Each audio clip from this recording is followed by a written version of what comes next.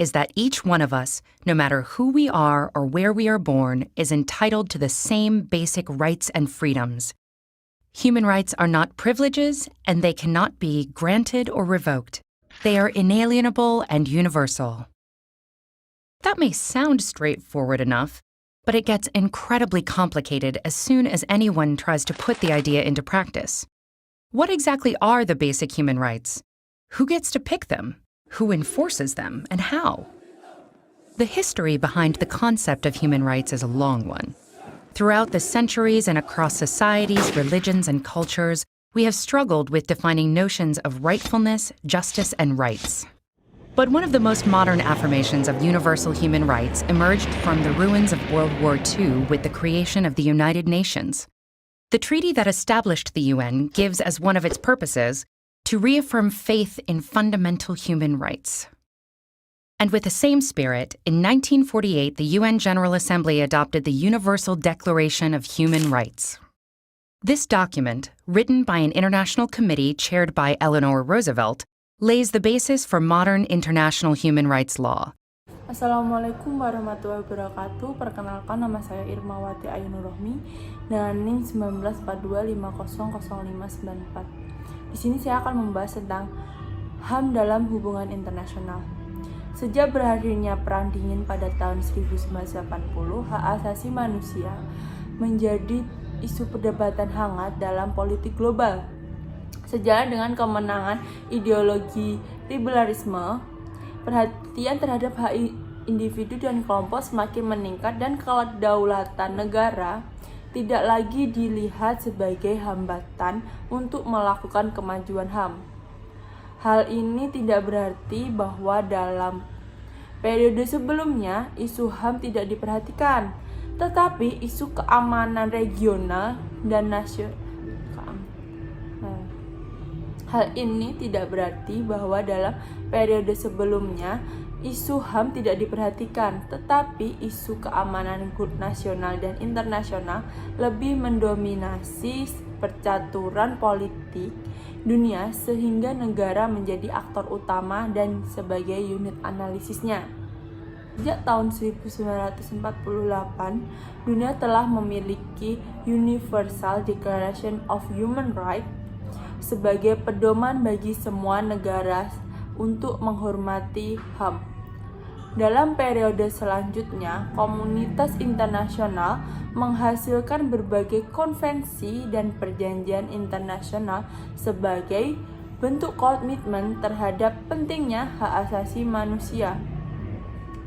Eksistensi konvensi internasional tentang HAM tidak hanya terjadi Eksistensi konvensi internasional tentang HAM tidak hanya dengan sendirinya menjamin penghormatan terhadap HAM, karena berbagai bentuk dan macam pelanggaran HAM masih saja terjadi di berbagai kawasan di dunia. Pelanggaran HAM dalam bentuk pembunuhan massal, penyiksaan, pemerkosaan, penculikan, dan penahanan tanpa proses pengadilan merupakan gejala umum yang terjadi di negara-negara yang dilanda konflik separatis dan komunal. Contohnya seperti praktik ethnic cleansing yang terjadi di Bosnia, Rwanda, Darfur, Kurdistan di bawah rezim Saddam Hussein, dan tempat-tempat lainnya merupakan contoh nyata kejahatan kemanusiaan yang menimbulkan keprihatinan global. Masih terjadinya berbagai bentuk pelanggaran HAM di berbagai kawasan di dunia sebagaimana yang dikemukakan tadi, menunjukkan bahwa kemajuan dan perlindungan HAM masih menjadi masalah serius dalam hubungan internasional. Oleh karena itu, diperlukan upaya secara sungguh-sungguh dari berbagai pihak, terutama aktor-aktor yang memiliki pengaruh dan peran secara internasional untuk memajukan dan melindungi hak asasi manusia. Hal yang tidak dapat dielakkan bahwa HAM kini telah menjadi salah satu isu penting dalam kehidupan masyarakat suatu negara dan juga dalam kehidupan masyarakat internasional.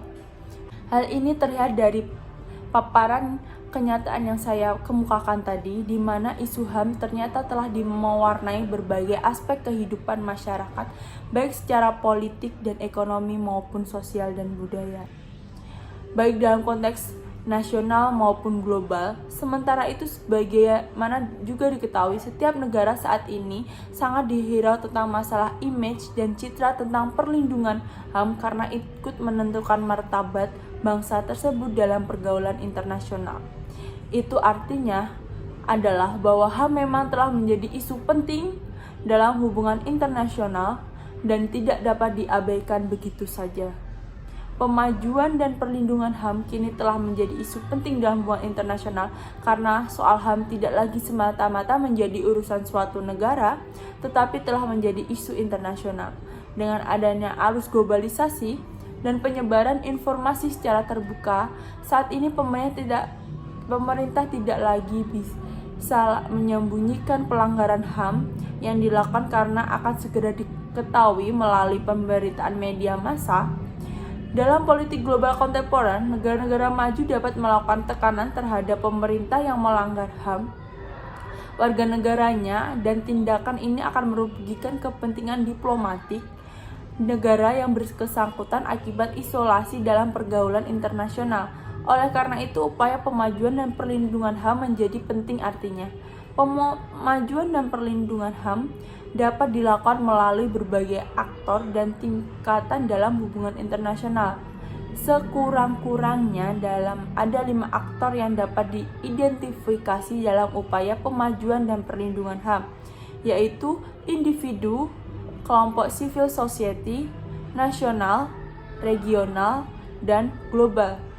Pada aktor individu dapat ditemukan melalui tokoh-tokoh perjuangan HAM yang karena aktivitas dan kampanye yang dilakukan dapat memengaruhi kebijakan atau diplomasi HAM dari aktor-aktor internasional, baik negara maupun non-negara.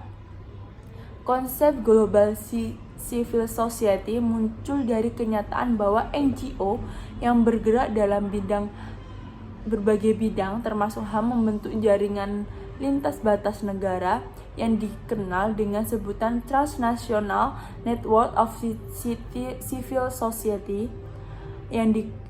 NGO dari negara-negara berkembang biasanya bergantung pada aliran dana dari NGO negara-negara maju untuk menjalankan berbagai aktivitas kampanye atau advokasi dalam bidang HAM, meskipun ada juga yang berupaya untuk mencari pertahanan secara mandiri demi mempertahankan independensi dalam kebijakan dan keluasan dalam mengangkat berbagai persoalan HAM yang ada, termasuk kasus pelanggaran HAM oleh perusahaan multinasional dari negara maju.